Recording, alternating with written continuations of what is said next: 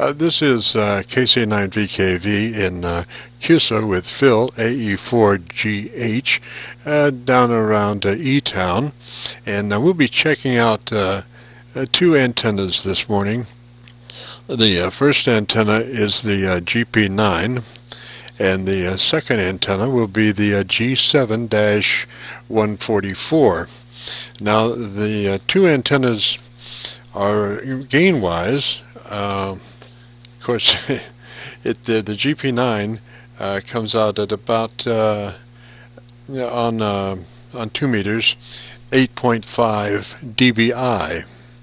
Now dBi, if you translate dBi to a dB, you would take off 2.15 decibels of that signal strength for a dB reading versus the sales department's dBi reading.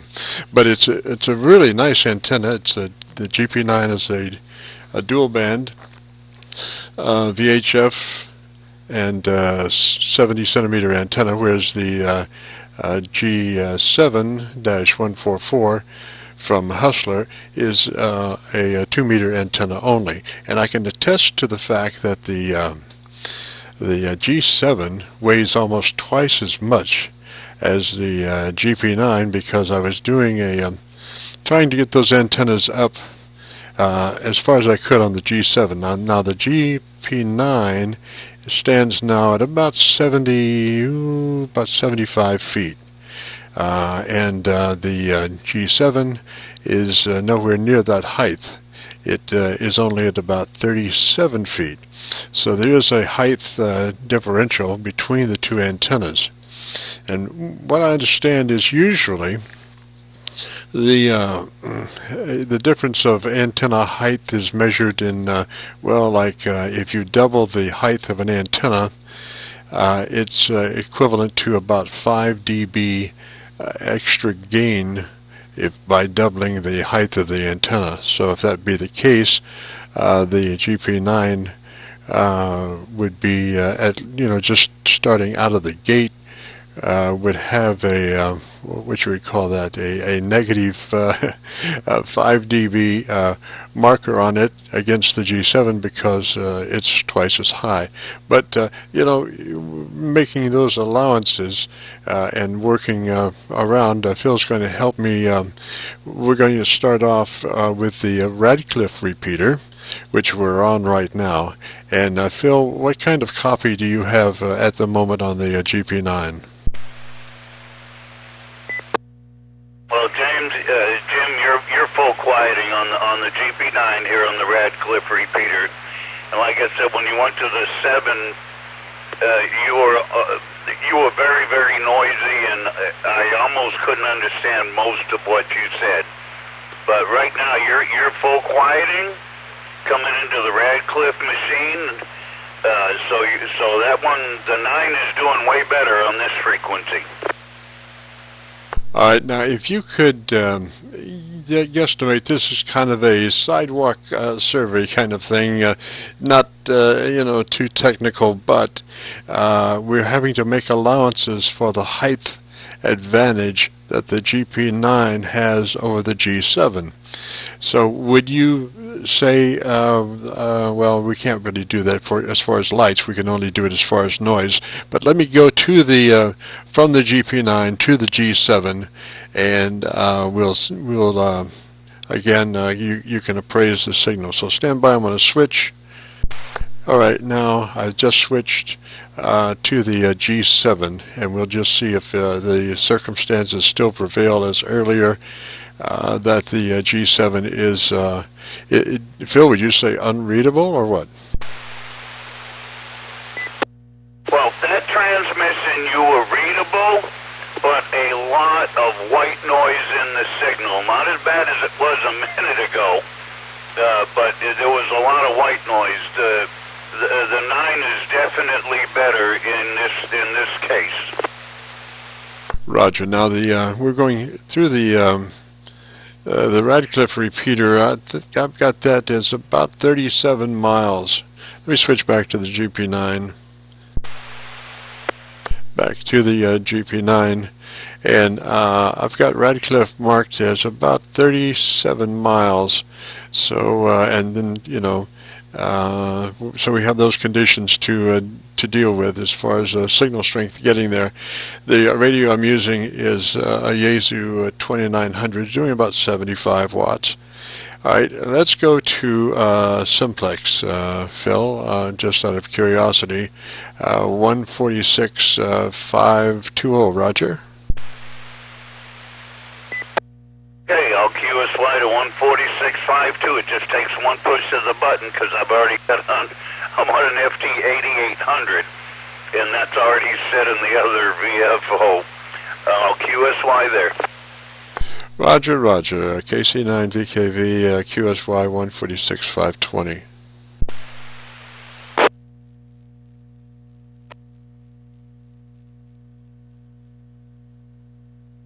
This is Kilo Charlie 9 Victor, Kilo Victor. Phil, you got a copy on 146.520?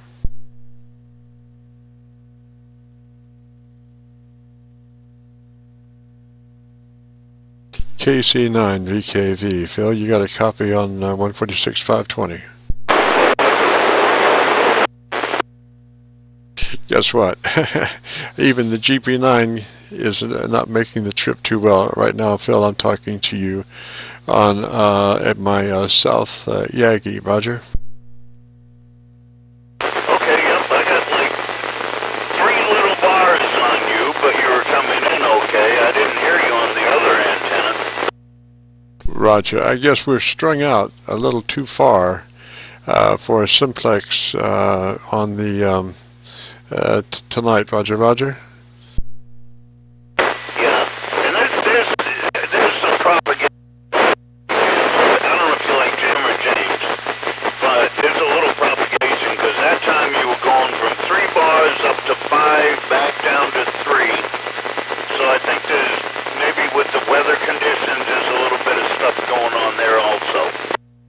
Roger, it sounds like we might have had a plane fly through. Sometimes planes can set up oscillations in the medium that we're transmitting through, and it's like kind of a pebble in the water there. It disturbs the medium, and it takes it a while for the medium to become stable again. And of course, at this hour, I'm not sure exactly what's happening with UPS and all the planes at Standiford Field, but Standiford is between us, and so we do have aircraft maneuvering, and it would probably show up more in our Simplex transmissions than through the repeaters.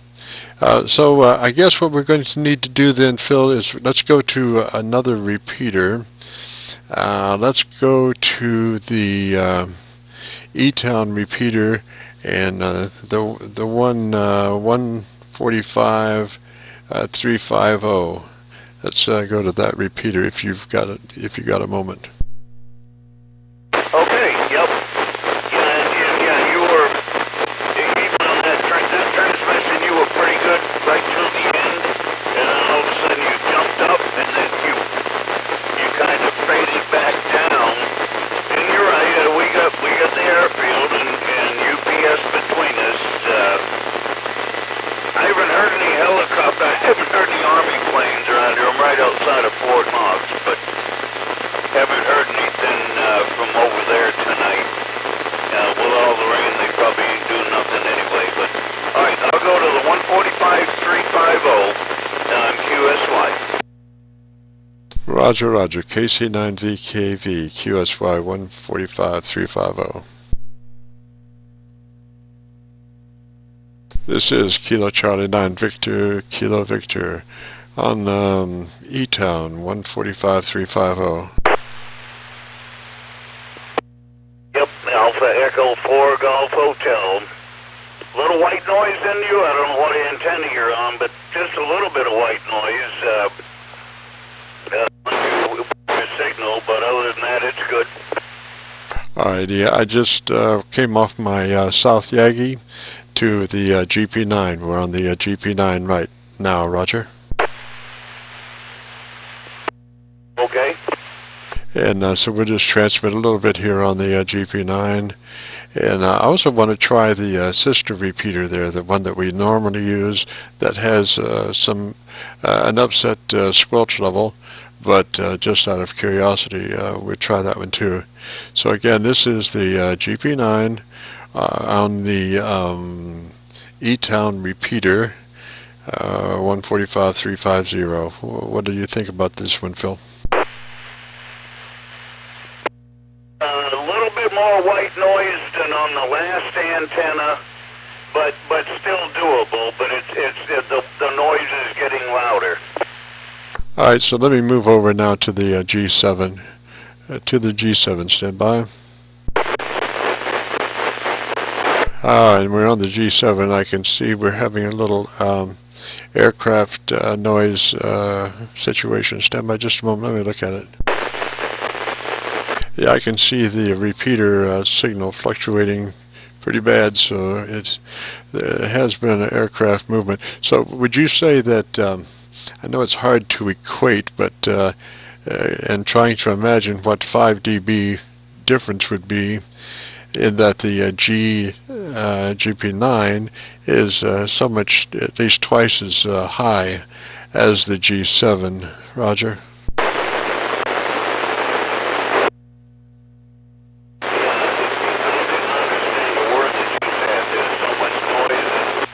You actually fell out of the repeater a couple times, so that one's not working.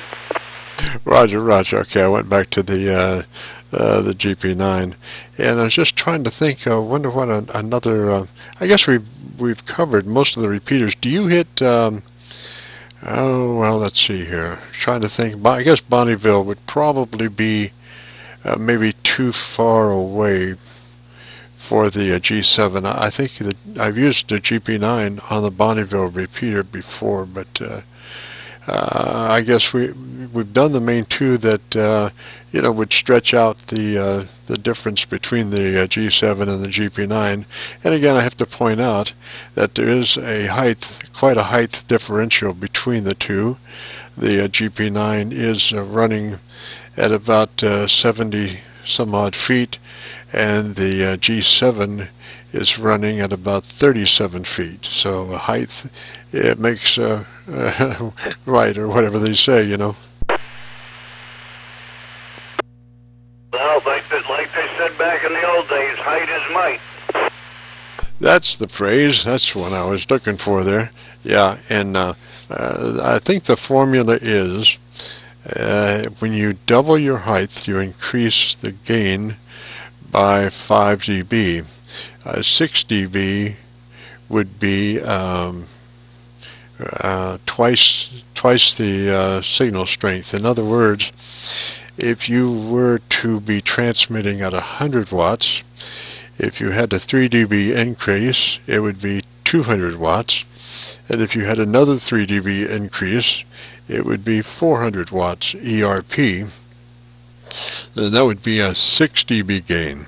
So they're talking about a 5 dB gain and when you double your height. So that's the disadvantage that the G7 has, is that it's only half as high as the GP9. Roger?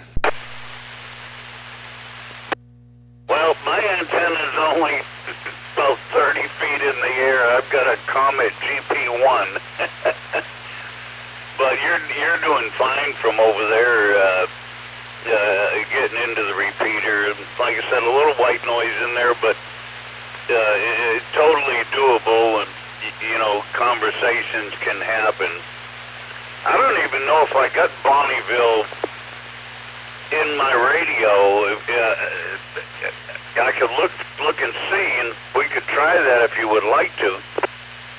All right, I tell you what, in the interim, let's go to the second E-Town repeater at 146.980, and we'll just put up with that squelch problem for a few transmissions. Roger?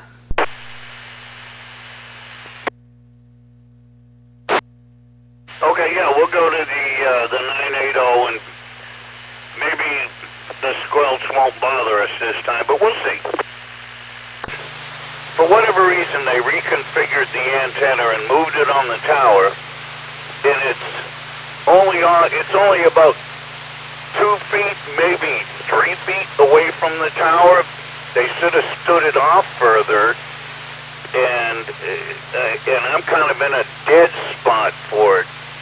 You know, there's times on that repeater when it just goes nuts, and I have to run 50 watts, and it's less than 5 miles as the crow flies from me to get into it. So I think it's got a little problem. It is what I would say, I guess.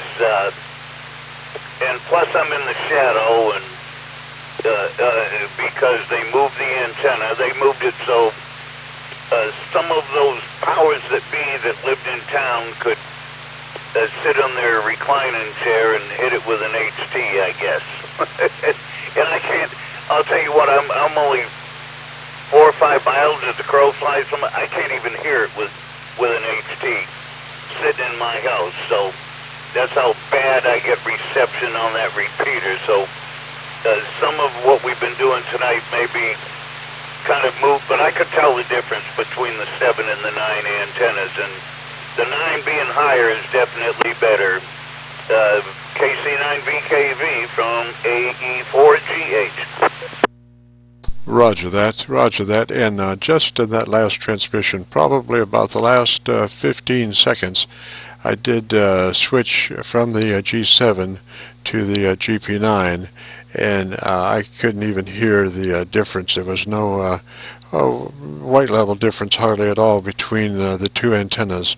So for whatever reason, the G7 running at about 37 feet is about performing equally well against the GP9 at 70 some odd feet. So we do have a dichotomy there for sure. And not quite sure what's happened on my QSO-VLOG. I looked up, and I was in a stop mode rather than a record mode, and I had it was supposed to be in the record mode, so I'm not sure exactly when it went down. So but we did get a restart, and we are rolling for sure now. And we did earlier we went to Simplex, and apparently Phil is just a little too far. I guess what would you guesstimate your actual distance between my station and your station is, Phil? Jeez, I have no idea.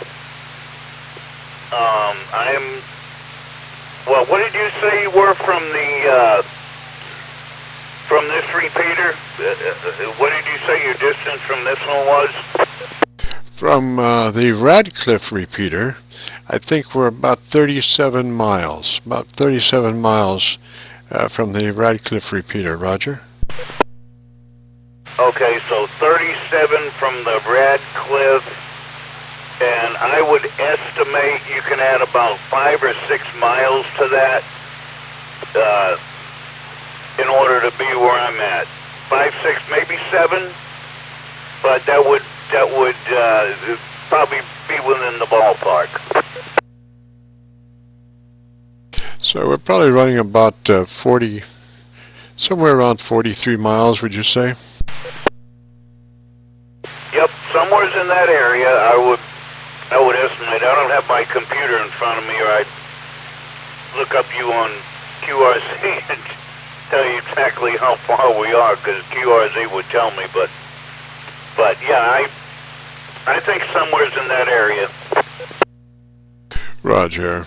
And so we were having a difficulty on Simplex doing 43 miles. And at 70 feet on the GP9, I don't think we could do satisfactory communication, so I had to go to the South Yagi to actually make that work.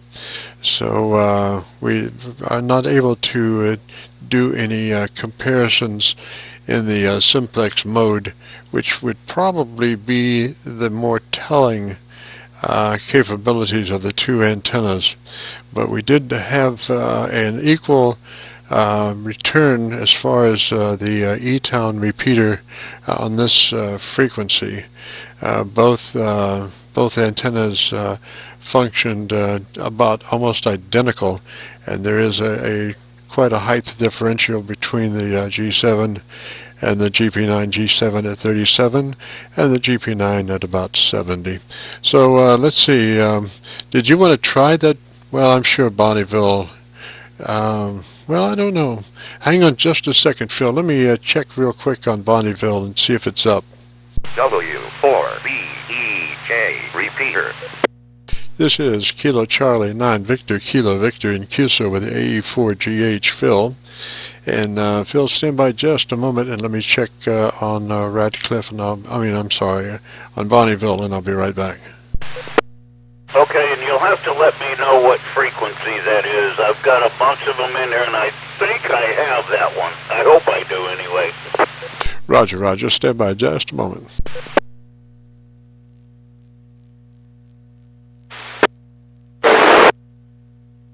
This is Kilo Charlie 9 Victor Kilo Victor Kilo Charlie 9 Victor Kilo Victor.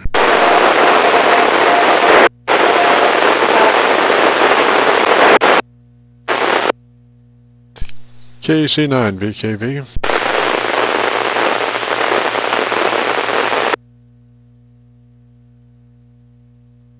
Only one signal light, only one signal. Try later. KC9VKV clear.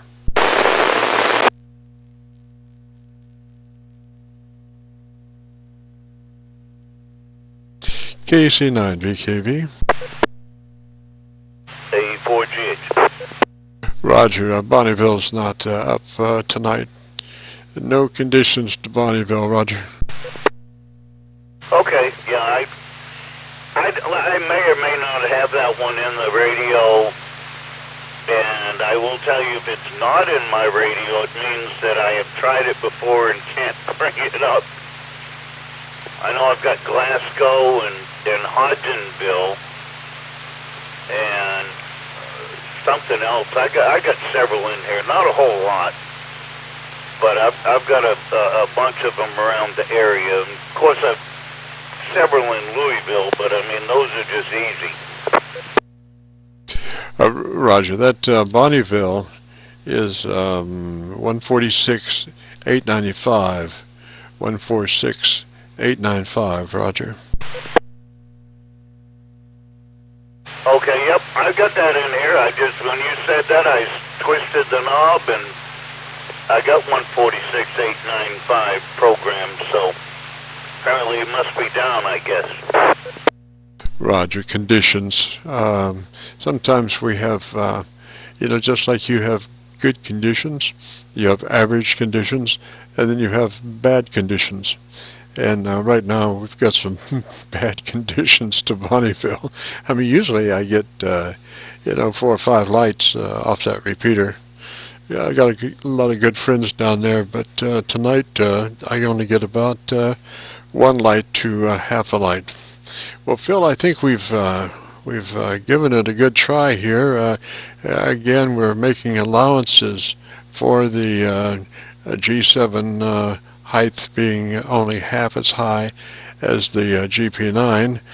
We could not do Simplex because of the distance between us, so we've had to more or less rely on repeater inputs and going through repeaters. But you can tell a lot as far as noise is concerned, even going through repeaters. But anyway, and like I say, on this particular repeater, both the G7 and the GP9 are functioning just about the same. So, Phil, I really appreciate your assistance here, and hopefully we will have not lost too much on the QSO when we put it together. Like I say, I don't know why the vlog recorder went down, but I did notice it was down, so we lost some, but I'll try to splice it together. Roger. The time is 2:32 a.m. and this is the W4BEJ repeater. 2:32 232, they say. I got 233. They're a minute off. Aye. Yeah, Jim, yeah, that's fine. I'm glad to help anytime. I'm just sitting here doing nothing right now. Actually, got Walker, Texas Ranger, of all things, on the TV on the other side of the room, but I'm not really looking at it. Yeah, and I got 146, 895, and I just brought it up, and I had about 9 bars on it, so I guess it's up, but it's not working good tonight. Over. Roger. And I was just cutting back and forth those pops that we were hearing in that last transmission was me switching between the G7 and the GP9 so folks could actually hear the difference of the signal. There was very little difference between the two signals from the one antenna to the other antenna, and you know, again, the GP9 has about twice the height advantage as the G7. Well, Phil, let me say threes to you, sir. Appreciate your assistance, and we'll catch you later. We catch you down the line, Roger. Okay, Jim. Have a good evening, and I'll look on your YouTube place and see if I can hear this QSO sometime. So it's been my pleasure to help out, and if you ever need radio checks or help outs or checking, like tonight, comparisons with antennas, it's a good learning tool for a lot of people, and actually I learned a lot from you just listening to you tonight about dB gains depending on height of antennas, etc. So, you know, I don't know it all, and wouldn't even pretend I did. So, have a good evening, and we'll catch you another time. KC9VKV, this is AE4GH. Roger, Phil. 3 is that away. Have a good evening, and this is Kilo Charlie 9 Victor, Kilo Victor, and we'll be clear. Thank you, Phil. Appreciate it, buddy. No problem. Anytime. AE4GH.